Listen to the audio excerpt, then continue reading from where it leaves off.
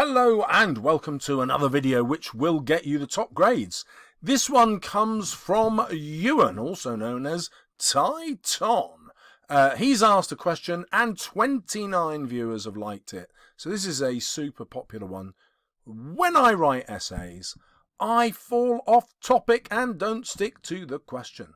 However, if I limit myself to only not falling off topic, I lose my mind and I can't get any decent points out. I've practiced keeping to strict plan when I'm writing, but it doesn't work. Help? Yes, I can. You're really asking two questions here, and the solution to them is easy. Check it out.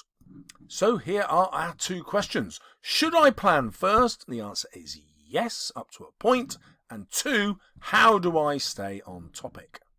Well, the easiest solution is this. Write a thesis statement in your first paragraph. Now, you're probably wondering what a thesis statement is. I'm going to tell you. But the crucial thing you need to remember about a thesis statement is that it is number 3 on my list, and I would like you to write 3 things in that thesis statement, which forms both the introduction to your essay and your plan. Well, to understand what this means, we're going to nip over to AQA and the mark scheme, and we're going to look at the modern texts. Here they are. I'm going to use the one that most students do, which is an Inspector Calls. Don't worry if you don't study that play. It will still make sense to you. So let's imagine that you're under pressure, you're faced with these 2 questions.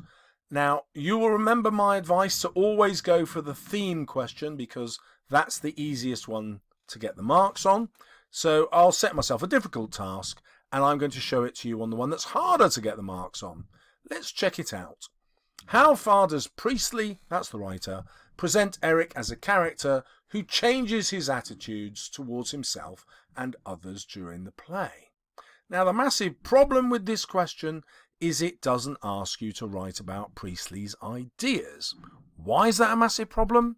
Well, it's because what's at the top of the mark scheme.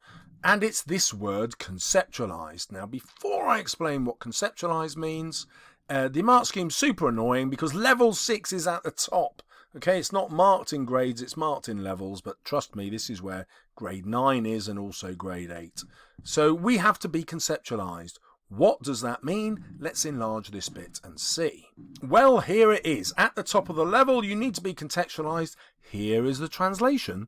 It just means you need a well-structured argument. Great! A well-structured argument about what? Well, let's come across and see. It's about the writer again, the writer's methods, and more importantly, their ideas and perspectives. So, what that means is, write me an argument about what the writer thinks and wants the readers to think. Okay, well, I can do that. So my thesis statement has to be about Eric, but I'm now going to write about what the writer wants us to think about Eric. Well, that's not bad, but I can go a step further in my thesis statement. This is where it gets really good. Any writer, when they're creating a character, is really writing about society. So they want to show that society is good, and they also want to show where society is bad.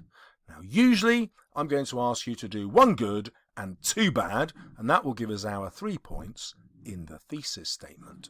So let's go back to the question and see how that pans out. Now, hang in here even if you know nothing about Eric. So, Priestley wants to show that the younger generation can reject their parents' capitalist views of society. Eric begins as a rich, entitled capitalist, and he changes during the play as a member of the younger generation to learn the lessons taught to him by a character called the Inspector, and he decides that we would be better off with a more caring and a more socialist future. So there's my society bit, and there's my 1 good. Now in my thesis statement, I need 2 bad. Well, Eric, at the end of the play, is still a capitalist, and although he believes what the Inspector tells him, the events at the end of the play show that the lessons have not been fully learned. Eric is also the only character who is a criminal in the play, and he doesn't really atone for that. He doesn't know that he doesn't admit how wrong he is. Consequently, Priestley is attacking the views of the younger capitalist audience members in his audience and showing that they don't really change, it's just on the surface. My second society bad that Priestley is writing about is he is attacking the patriarchal society. Patriarchal, as you know, is a society dominated by men and where the power exists for men's benefit and against women's. This is exemplified really clearly with Eric, who sexually exploits a character called Eva, eventually leading to her suicide.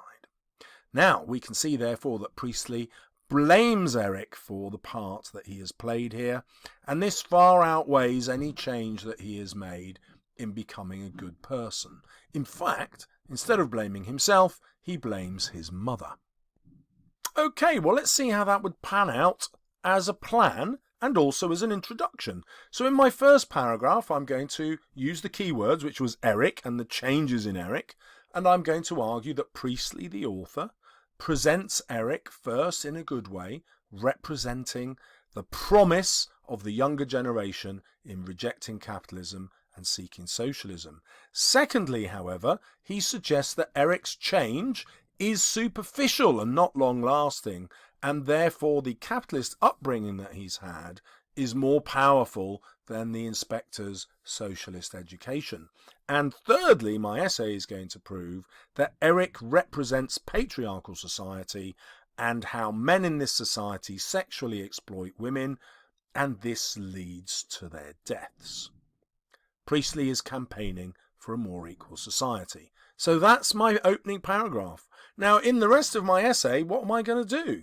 I'm just going to prove those three things. The good thing that Priestley says about society and the two bad things.